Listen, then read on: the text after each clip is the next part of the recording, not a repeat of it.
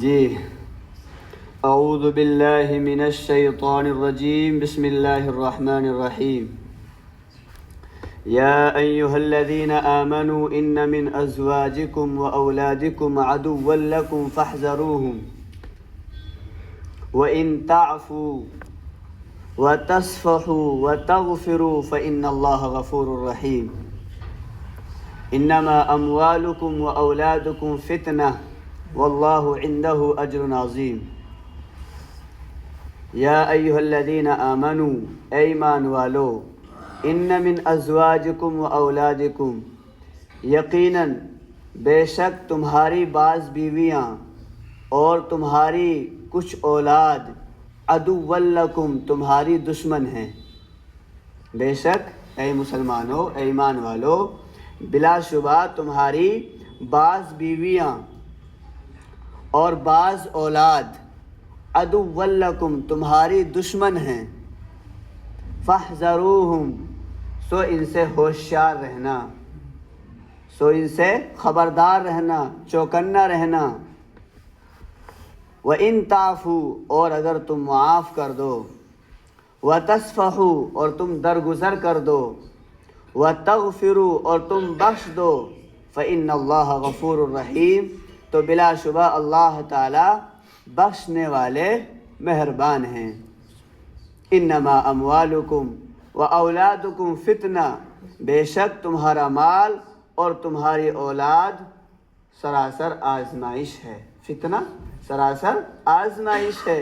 واللہ عندہ اجر عظیم اور اللہ کے پاس بڑا اجر و ثواب ہے. فاتقوا اللہ ما استطعتم لہذا جہاں تک ہو سکے تم اللہ سے ڈرتے رہو، جہاں تک ہو سکے تم اللہ سے ڈرتے رہو.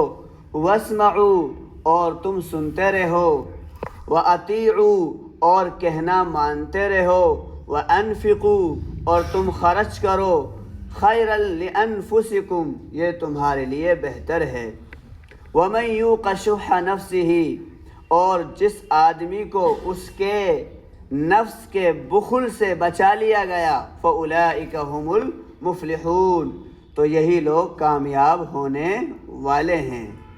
ان تقرضوا اللہ قرضا حسنا اگر تم اللہ کو اچھا قرض دو، اچھا قرض، یضاعفہ لکم اللہ اسے تمہارے لیے بڑھاتا رہے گا، ویغفر لکم اور معاف کر دے گا تمہارے لیے تمہارے گناہوں کو.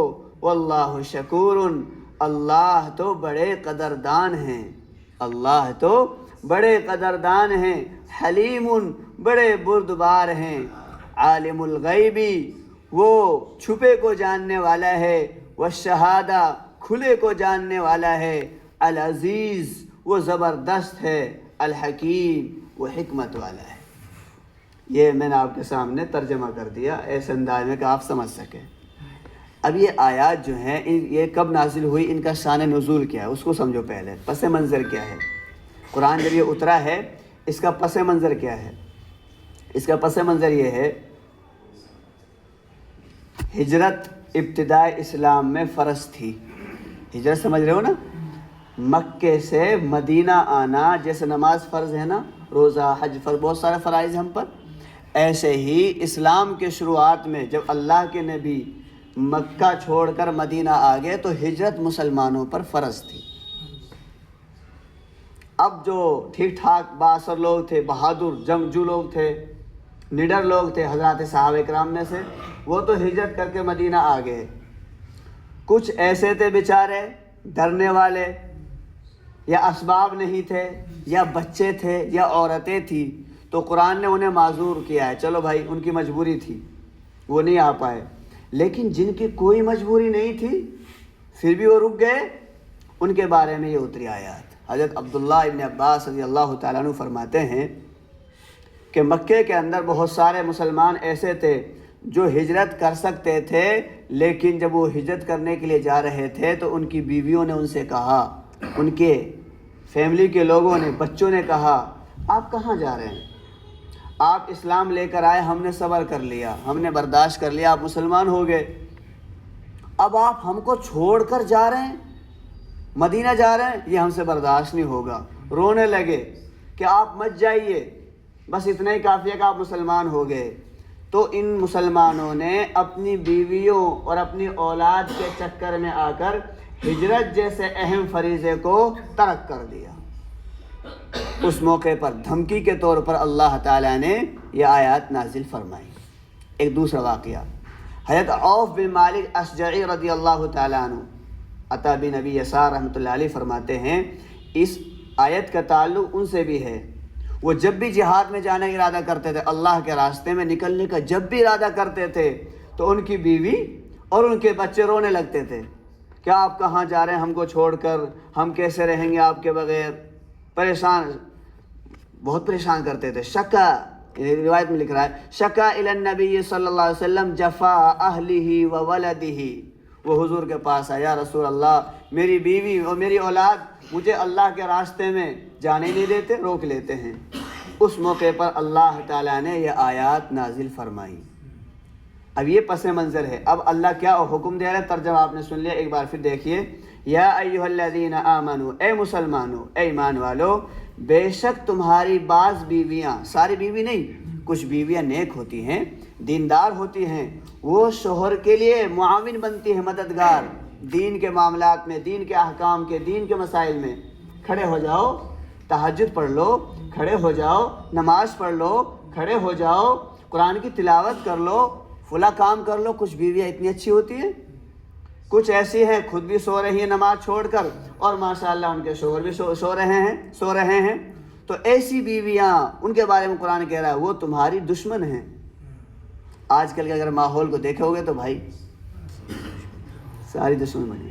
ایسی اولاد، اسی کو اللہ فرما رہے ہیں کہ تمہاری بیویاں اور تمہاری اولاد عدو لکم، تمہاری دشمن ہیں۔ وہ دشمن جبھی ہے جب وہ دین کے احکام پر عمل کرنے سے روک رہی ہیں، تبھی دشمن ہے وہ۔ اگر دین میں معاون بن رہی پھر دشمن نہیں ہے۔ حضرات صحابہ اکرام کو جنہوں نے روکا تھا ان کے بارے میں قرآن کہہ رہا ہے، اسی بنا پر یہ آیت نازل کو دشمن ہیں، دین سے روکا۔ آج بھی ایسے ہو رہا ہے کہ ایک انسان اپنی بیوی بچوں کی فرمائش اور خواہشات کو پورا کرنے کے لیے حرام کما رہا ہے، حرام کھلا رہا ہے۔ میری بیوی خوش رہے، میرے بچے خوش رہیں، اچھی ایجوکیشن ہو، ہائی ایجوکیشن کو مل جائے، چاہے کیسی بھی ہو۔ اب سارے محکمے ہیں، اب کسی کا نام لیں گے شاید کسی کو بری لگ جائے۔ اب پولیس والے کو مثال کے طور پر 1 لاکھ کی تنخواہ مل رہی ہے، ایک مثال دے رہا ہوں، لیکن اس کے باوجود پھر والے سے رشوت لے رہے ہیں۔ وہ کیوں لے رہے ہیں بھائی؟ مقصد کیا ہے؟ مقصد یہ ہے کہ بھائی ایک فلیٹ لینا ہے، ایک کار لینی ہے، بچے کی شاندار شادی کرنی ہے، اتنا خرچ ہوگا، اس میں 50 لاکھ کا، وہ کیسا آئے گا؟ تو بیویوں کو، اولاد کو خوش کرنے کے لیے، ان کی زندگی بنانے کے لیے اپنے آپ کو حرام میں مبتلا کر رکھا ہے، حرام کاری میں۔ بیویوں سے اتنی محبت، نماز کا ٹائم آ گیا کہ نماز بیویوں کے اس میں چکر میں پڑے ہوئے، اولاد سے اتنی محبت، نماز کا ٹائم آ گیا ان کے چکر میں پڑے ہوئے ہیں۔ الغرض موٹی سی مثال ہے، شریعت کے احکام کو اگر کوئی بھی مسلمان بیوی کی وجہ سے یا اولاد کی وجہ سے چھوڑتا ہے تو قرآن اس کو کہہ رہا ہے عدو لکم، وہ تمہاری دشمن ہے، وہ تمہاری دوست نہیں ہے، وہ بیوی، وہ اولاد تمہاری دشمن ہے۔ تو کیا کرنا ہے ان سے؟ اللہ فرما رہے ہیں فاحذروہم، ان سے ہوشیار رہنا۔ کیا مطلب؟ ان کی فرمائشیں پوری کرنے کے چکر میں اپنی آخرت برباد مت کر دینا، کہ بیویوں کو خوش کرنے کے چکر میں آخرت برباد ہو گئی۔ بیوی کو بہترین شاندار محل، اولاد کو شاندار محل بنا کر چلے گئے، اور آخرت میں گئے تو پکڑ لے گئے باپ۔ آج کل یہی تو ہو رہا زیادہ تر۔ اس آیت کو آج ہم زیادہ سمجھ سکتے ہیں، فاحذروہم، اللہ فرما رہے ہیں ان سے ہوشیار رہے۔ ہوشیار کیسے رہنا؟ صاحب جلالین فرماتے ہیں بِأَن تُطِيعُوهُمْ فِي التَّخَلُّفِ عَنِ الْخَيْرِ، اس طور پر کہ تم ان کا کہنا ماننے لگو، فی التخلف، پیچھا رہنے میں، عن الخیر، اچھے کاموں سے، بھلی باتوں سے، مثلا کل جہادی والہجرتی، جہاد سے پیچھے رہ جاؤ، ہجرت سے پہلے پیچھے رہ جاؤ۔ جہاد بھی فرض تھا اس وقت حضور کے زمانے میں، اور ہجرت بھی فرض تھی، تو اس زمانے کے حساب سے اور آج اپنے حساب سے آپ سمجھ لو کہ انسان جو ہے بیوی کے چکر میں، اولاد کے چکر میں کن کن احکام کو چھوڑ رہا ہے، ہر انسان سمجھ سکتا ہے۔ فرمایا فإن سبب نزول الآیت الاطاعۃ فی ذلک، اس آیت کے نازل ہونے کا سبب ہی یہی تھا کہ کچھ لوگوں نے اپنی بیویوں اولاد کی بات مانی۔ اب جب صحابہ کرام، تو صحابہ تھے ہمارے طرح نہیں تھے، ہم سنتے ہیں اور یہاں سے نکل کر خلاص، صحابہ ایسے نہیں تھے۔ صحابہ جو سنتے تھے وہ پتھر کی لکیر، جو کہہ دیا عمل کر کر رہیں گے۔ اور جب یہ آیت اتری کہ تمہاری بیویاں، تمہاری اولاد دشمن ہیں، ان کے کہنے کی وجہ سے ہجرت کو چھوڑا، اللہ کے راستے میں جانے کو چھوڑا، ان کو غصہ آ گیا۔ انہوں نے کہا اب دیکھتے ہیں ان کو ہم، آج خیر نہیں ان بیویوں کی اور بچوں کی۔ تو انہوں نے ان پر سختی کرنی چاہیے، ان کی مار پٹائی کرنی چاہیے۔ اور بعض صحابی کہنے لگے اب ہم خرچہ نہیں دیں گے ان کو، جو خرچ پہلے مل رہا تھا فراوانی کے ساتھ، اب وہ خرچ ہم روک لیں گے اور پٹائی بھی کریں گے۔ اچھا، احساس ایسا ہوا جب مکہ فتح ہو گیا اور وہ ہجرت، اب تو ہجرت بھی ختم ہو گئی، حکم بھی ختم ہو گیا۔ اب جب انہوں نے دیکھا یار جو ہم سے 10 سال پہلے ہجرت کر کے مدینے میں چلے گئے وہ تو کتنے زبردست بن گئے، کتنا علم حاصل کر لیا، تقوی میں، طہارت میں، علم دین میں کتنے آگے پہنچ گئے، اور ہم پھسڈی رہ گئے، ہم پیچھے رہ گئے۔ اب ان کو احساس ہوا یہ کیوں ہوا، ہم دین میں پیچھے کیوں رہ گئے، اولاد کی وجہ سے، بیوی کی وجہ سے۔ اب احساس ہو رہا ہے تو کہ اب ٹھکائی کرنی ہے، ان کی سختی کرنی ہے، خرچ کم کرنا ہے۔ اب قربان جائیے اللہ کی ذات پر، قربان جائیے سچ میں، کیا کہہ رہے ہیں اللہ، وَإِن تَعْفُوا، اور اگر تم معاف کر دو، غلطی ہو گئی ان سے، جب اب تو مکہ فتح ہو گیا ہے، اب مدینہ مکہ ایک ہو گیا، پورا ملک فتح ہو گیا ہے، اللہ فرما رہے ہیں وَإِن تَعْفُوا عَنْهُمْ، اور اگر تم ان بیویوں کو اور اولادوں کو معاف کر دو۔ کیسے؟ فِي تَثْبِيطِهِمْ إِيَّاكُمْ عَنْ ذَلِكَ الْخَيْرِ، کہ انہوں نے تم کو ان بھلے کاموں سے روکا تھا، بِمَشَقَّةِ فِرَاقِكُمْ عَلَيْهِمْ، کہ ہم سے تمہاری مشقت، تمہاری جدائی کی برداشت نہیں ہوگی، اس بنا پر انہوں نے روک دیا تھا۔ تو اللہ فرما رہے ہیں اگر ان کو معاف کر دو، بھائی ان سے غلطی ہوئی ہے بیویوں سے، اب ان کو معاف کر دو، اب سزا مت دو، اب معاف کر دو۔ اور آگے پھر ریکویسٹ کر رہے ہیں وَتَصْفَحُوا، 3 ورڈ لے کر آئے اللہ، حالانکہ ایک سے کام چل سکتا تھا، پھر بھی کیا کہہ رہے ہیں اللہ، وَتَصْفَحُوا، درگزر کرو، درگزر کرو، جو ہوا سو ہوا، چھوڑو۔ وَتَغْفِرُوا، اور بخش دو، یعنی جو ان سے گناہ ہوئے، جو غلطیاں ہوئی ہیں انہیں چھپا لو، ہر کسی کے سامنے بیان مت کرو، میری بیوی ایسی تھی، میری بیوی ایسی ہے، میرا بچہ ایسا ہے، ہر کسی کے سامنے کہتے مت پھرو، چھپا لو، بخش بھی دو، چھوڑ بھی دو۔ آج کل باپ ایسے ہوتے ہیں، کوئی غلطی ہو گئی بیوی سے یا جو ہے اولاد سے غلطی ہو گئی، بھائی باپ ہے تو اولاد سے، اور اگر شوہر ہے تو بیوی سے غلطی ہو گئی، اب سب کے سامنے کہتے پھر رہے ہیں۔ اپنی بیوی کی بات کو دوسرے کے سامنے بیان کرنے سے کیا آپ کی بیوی کی اصلاح ہوگی؟ آپ اپنی اولاد کی برائی کر رہے ہیں پبلک کے سامنے، اس سے آپ کی اولاد کی اصلاح ہوگی؟ بالکل نہیں، اور اولاد بدزن ہو جائے گی۔ اس لیے اللہ فرما رہے ہیں اگر تم معاف کر دو، وَتَصْفَحُوا، درگزر کر دو، وَتَغْفِرُوا، اور بخش دو، فَإِنَّ اللَّهَ غَفُورٌ رَحِيمٌ، تو اللہ تعالیٰ بہت معاف کرنے والے مہربان ہیں۔ غلطیاں ہو جاتی ہیں انسان سے تو معاف کر دو۔ یہیں پر حضرات مفسرین علماء نے لکھا ہے اگر بیوی آپ کی یا اولاد شریعت کے خلاف کوئی کام کرے، آپ سب سمجھ لیجئے محل نماز چھوڑ رہی ہے وغیرہ وغیرہ، تو ان سے نفرت، دشمنی مت کرو، ان سے بیزار مت ہو جاؤ، ان سے قطع تعلقی مت کرو۔ اگر ایسا ہوا تو پھر اصلاح نہیں ہوگی ان کی، ان سے تعلقات بنائے رکھو، آہستہ آہستہ سمجھاتے رہو، کہتے رہو، انشاءاللہ ایک نہ ایک دن تو ہدایت مل ہی جائے گی۔ اور اگر آپ نے بالکل آپ نماز نہیں پڑھے، چلو یہاں سے باہر نکلو، تمہارا بستر الگ، تمہارا کمرہ الگ، بائیکاٹ، پھر کبھی ان کی اصلاح ہونے والی نہیں ہے۔ اور اسی سے نکالا مسئلہ، جب اللہ 3 لفظ لے کر آ رہے ہیں کہ معاف کر دو، درگزر کر دو، بخش دو، تو اللہ تعالیٰ بھی بہت معاف کرنے والے مہربان ہیں۔ آگے فرمایا انما اموالکم و اولادکم فتنہ، بلا شبہ تمہارا مال اور تمہاری اولاد تمہارے لیے سراسر آزمائش کی چیز ہے۔ اللہ مال دے کر بھی آزماتا ہے، اولاد دے کر بھی آزماتا ہے۔ کون اس مال کی محبت میں پڑھ کر، اولاد کی محبت میں پڑھ کر یاد الہی سے غافل ہو جاتا ہے، اور کون میانہ روی کے ساتھ، اعتدال کے ساتھ بیوی کے حقوق بھی ادا کر رہا ہے، اولاد کے حقوق بھی ادا کر رہا ہے، اور اللہ کے جو حقوق ہے وہ بھی ادا کر رہا ہے۔ تو فرمایا اس میں تمہاری آزمائش ہوگی، اس میں تمہارا امتحان ہوگا، تمہیں اللہ جانچے گا، پرکھے گا کہ تم جو ہے کتنے کھڑے نکلتے ہو۔ بہت سارے بھائی ہیں شادی بیاہ میں گئے، بیوی کے چکر میں نمازیں چھوڑ دی، بیوی آ گئی، نئی بیوی آ گئی، بیوی بھی چھوڑ رہی ہے۔ آج کل تو حالات ہی برا، میک اپ کر آ رہی ہے۔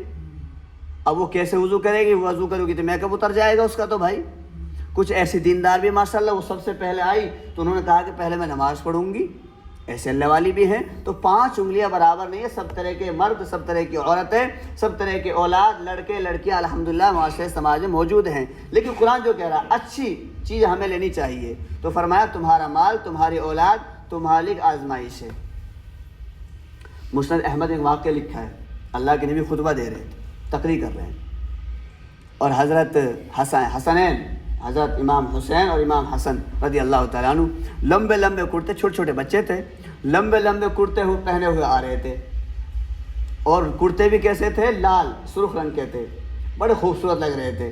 اب وہ چل کے آ رہے تھے، چل رہے تھے، کرتوں میں الجھ کے گر رہے تھے۔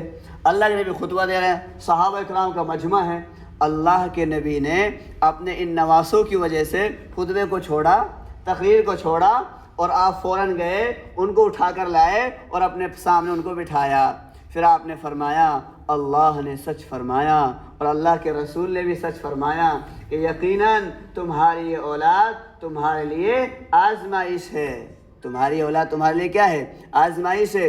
یہ تمہیں بزدل بنا دیتی ہے، یہ تمہیں بخیل بنا دیتی ہے۔ مبخلتن و مجبنتن، اولاد بزدل بھی بناتی ہے اور کنجوس بھی بناتی ہے۔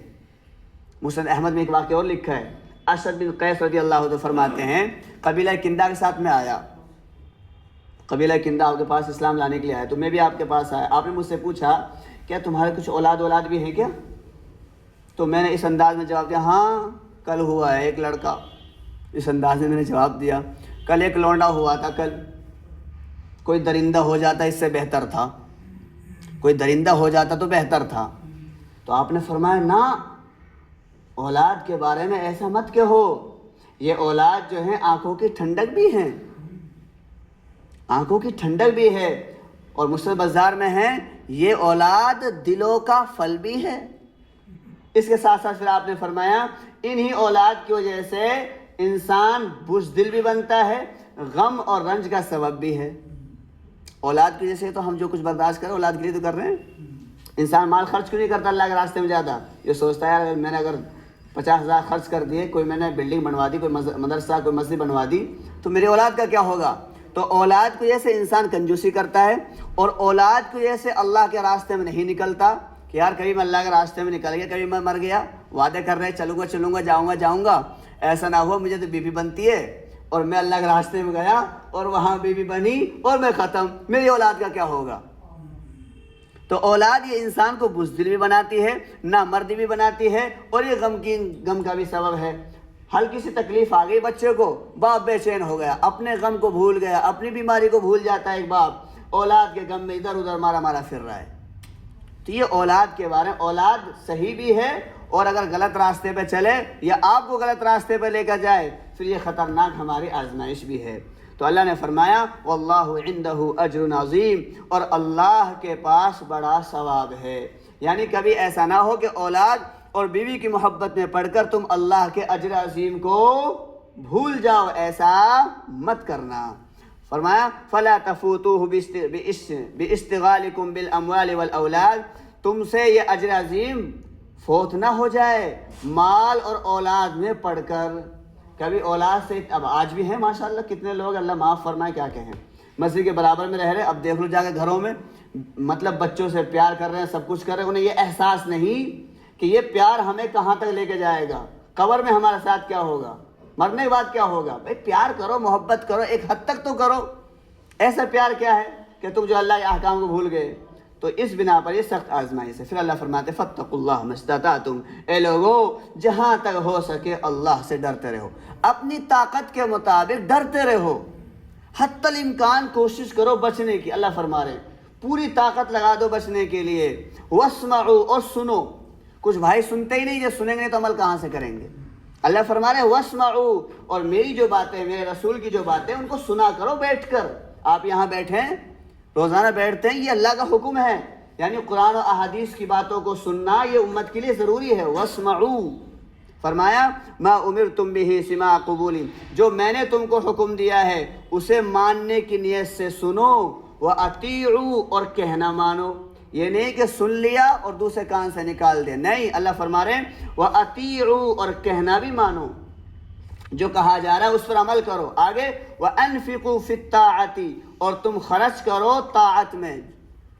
خیرا لانفسکم، جو مال میں نے تم کو دیا ہے، جو مسکینوں کو، یتیموں کو، بیواؤں پر، اس کو خرچ کرو، ضرورت مندوں میں اسے خرچ کرو. یہ مت سمجھو کہ ارے یہ مال تو میں نے اپنے مائنڈ سے کمایا ہے، اپنی محنت سے کمایا ہے، میری فیکٹری ہے، میری کمپنی ہے، میری جاب ہے، میری ملازمت ہے، میں دوسرے کیوں خرچ کروں گا؟ نہ نہ نہ، اللہ فرما رہے ہیں وَأَنفِقُوا فِي الطَّاعَةِ، اور تم خرچ کرو اللہ کی طاعت میں. خیرا لانفسکم، خرچ کرو گے تو تمہارا فائدہ. اللہ کہہ رہے ہیں خرچ کرو گے تمہارا اپنا فائدہ ہے. وَمَن يُوقَ شُحَّ نَفْسِهِ، اور دل کی کنجوسی، اللہ فرما رہے ہیں دل کے بخل کی وجہ سے جو دل میں ڈبکا سا رہتا ہے نا، یار خرچ کریں گے تو یہ ہو جائے گا، ہو جائے گا، ہو جائے گا. اللہ فرما رہے ہیں وَمَن يُوقَ، اور جو لوگ اپنے دل کی کنجوسی سے بچا لیے گئے، فَأُولَٰئِكَ هُمُ الْمُفْلِحُونَ، یہ لوگ کامیاب ہیں. کچھ لوگ اتنے کنجوس ہے، پیسہ ہے، کروڑوں روپے ان کے بینکوں میں رکھا ہوا ہے، اربوں روپے رکھا ہوا ہے، لیکن زکوٰۃ نہیں نکالتے، صرف اولاد کے لیے سوچ رہے ہیں، اولاد کے لیے سوچ رہے ہیں. اللہ فرما رہے ہیں یہ کنجوسی جو تمہارے دلوں سے اگر نکل گئی تب تمہیں کامیابی ملے گی، اور اگر اسی کنجوسی کے ساتھ مل گئے تو پھر تم سے بڑا ناکام کوئی دنیا میں ہے نہیں. اس لیے جو زکوٰۃ بنتی ہے وہ تو ہر حال میں دینی پڑے گی. اس کو فرمایا فَأُولَٰئِكَ هُمُ الْمُفْلِحُونَ. إِن تُقْرِضُوا اللَّهَ قَرْضًا حَسَنًا، اگر تم اللہ کو قرض حسنہ دو گے. اللہ کو قرض کیسے دو گے بھائی؟ فرمایا بِأَن تَتَصَدَّقُوا عَن طِيبِ قَلْبٍ، اس طور پر کہ تم صدقہ خیرات کرو خوش دلی سے. جو تم نے خرچ کر دیا، مثال کے طور پر اب رمضان آ رہا ہے، کسی بندے نے 50,000 روپے 10,000 روپے خرچ کر دیے، ہم سمجھتے ہیں یہ تو خرچ ہو گئے ختم. نہیں، اللہ فرما رہے ہیں یہ میری بینک میں آ گیا. یہ جو پیسہ تم دو گے، خرچ کرو گے غریب پر، یتیم پر، بیواؤں پر، مسکینوں پر، مدرسوں میں، مسجدوں میں، جو پیسہ تم خرچ کرو گے رفاہی کاموں پر، اللہ فرما رہے ہیں یہ قرض ہے، میرے پاس آ رہا ہے، قرض میری بینک میں جمع ہو رہا ہے. اور میں کتنا دوں گا؟ اللہ فرما رہے ہیں یضاعفہ لکم، اللہ اس قرض کو بڑھاتا رہے گا. جیسے بینک میں آپ نے پیسہ رکھ دیا، آپ سب جانتے ہیں، تو بینک میں کچھ نہ کچھ آپ کو کیا ملتا ہے؟ سود ملتا ہے، نہیں ملتا ہے؟ انٹرسٹ ملتا ہے کہ نہیں بھائی؟ سود اس پر انکم ملتی ہے کچھ نہ کچھ اضافہ کر کر. یہ تو کچھ بھی اضافہ نہیں ہے دنیا کا. اللہ فرما رہے ہیں ہمارے پاس لے کر آؤ، ایک دو گے تو 10، اور اگر زیادہ اخلاص ہے تو 700، اور اگر زیادہ اخلاص ہے اللہ فرما رہا ہے میں اتنا دوں گا، اتنا دوں گا، میں اس کو بتا ہی نہیں رہا میں کتنا دوں گا. اللہ نے مجمل کر دیا. ہمارے سارے تبلیغ والے تو کچھ تعداد بتا دیتے ہیں، 49 کروڑ، 1 کروڑ، وہ کروڑ. اللہ فرما رہا ہے لا تعداد دوں گا، اخلاص کے اوپر ہے. جتنا بڑا اخلاص ہوگا. بہت سے بھائی چپکے سے خرچ کر دیتے ہیں، پتہ بھی نہیں لگنے دیتے، سامنے والوں کو یہ احساس ہونے نہیں دیتے کہ اس اپنی انسلٹ میں سے چپکے سے دے دیا، رات کے اندھیرے میں دے دیا. صحابہ اکرام کی صفات حالات پڑھ کے حیران ہو جاؤ گے. بنی اسرائیل کا واقعہ نہیں پڑھا، رات میں لے کر نکلا تھا صدقہ اپنا. تو جو جتنا مخلص ہوگا، جیسے خرچ کرے گا، اسی حساب سے اللہ اسے نوازیں گے. آگے فرما رہے ہیں وَيَغْفِرْ لَكُمْ، اور اتنا ہی نہیں، جتنے تمہارے گناہ ہیں سب اللہ معاف کر دے گا.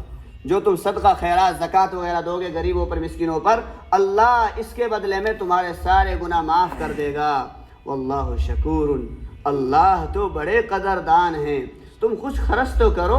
حدیث میں آتا اگر ایک کھجور آپ نے خرچ کر دیا اللہ کے راستے میں، اللہ اسے ایسے پالتے ہیں، ایسے بڑھاتے ہیں جیسے تم گائے کے بچڑے کو پالتے ہو. حدیث میں آتا ہے 1 درہم خرچ کرو گے اللہ اسے قیامت کے دن احد پہاڑ کے برابر بڑھا کر عطا فرمائیں گے. خرچ تو کرو. ماشاءاللہ مہینہ آ رہا خرچ کرنے کا، خوب خرچ کرنا دل کھول کر. حلیم، اللہ بڑے قدردان ہیں. یہ جتنے مالدار ان کے پاس پیسہ ہے، زکوٰۃ نہیں دیتے، خرچ نہیں کرتے، ہونا ہی چاہیے اللہ سب کو نمٹا دے، ان کے مالوں کو اللہ مٹی بنا دے، چوروں کے ذریعے سے چروا دے، گھروں میں آگ لگا دے، ان کی بلڈنگوں کو گرا کر نیست نابود کر دے. لیکن اللہ فرما رہے ہیں حلیم، میں بڑا بردبار ہوں، میں بہت ڈھیل دیتا ہوں اپنے بندوں کو. کیسے؟ فی العقاب علی المعصیہ، گناہوں پر سزا دینے میں اللہ بڑے بردبار ہیں. اللہ ایک دم پکڑ نہیں کرتے. سچ میں اگر ایک دم پکڑ کر لیں گے تو کوئی بچے گا ہی نہیں، اور پھر دوسری بات کوئی گناہ بھی نہیں کرے گا. اب جتنے سو رہے ہیں، اگر اللہ جو نماز نہ پڑھے فوراً جو ایک آنکھ اندھی کر دے اس کی، یار وہ تو کہے گا پکڑ آ گئی تو فوراً انشاءاللہ وہ مسجد میں ملے گا دوسرے دن، تو پھر تو مجبور کرنا ہو گیا. ٹیسٹ کہاں ہوا پھر؟ ٹیسٹ تو یہ ہے کہ اللہ مکمل ہمیں اختیار دے دے، اور پھر اس اختیار کے ذریعے کون بندہ مسجد میں آتا ہے، کون بندہ اللہ کے راستے میں خرچ کرتا ہے، کون نہیں کرتا ہے. فرمایا ہم نے تو مال چھپا رکھا ہے، اسے کون جانے گا؟ ہمارے گناہوں کو کون جانے گا؟ نیکیوں کو کون جانے گا؟ اللہ فرما رہے ہیں عالم الغیب، وہ غیب کا جاننے والا ہے، وہ چھپے کا جاننے والا ہے، والشہادہ، وہ کھلے ہوئے کو جاننے والا ہے. تمہارا چھپا ہوا کھلا ہوا اللہ کے لیے سب برابر ہے. یہ چھپا کھلا آپ کے اور ہمارے لیے، دیوار کے پیچھے کیا ہے، کیا ہو رہا ہے، یہ آپ کے اور میرے لیے ہے، اللہ کے لیے سب برابر ہیں. فرمایا العزیز، اللہ زبردست ہیں، الحکیم، حکمت والے ہیں. اللہ کا جو نظام چل رہا ہے اپنی طاقت کے بلبوتے پر اللہ چلا رہے ہیں اور حکمت سے چلا رہے ہیں. اللہ تعالیٰ مجھے بھی اور آپ کو اور ہم سب کو پوری امت مسلمہ کو عمل کرنے کی توفیق عطا فرمائے. سبحان اللہ بحمدہ، سبحانک اللہ.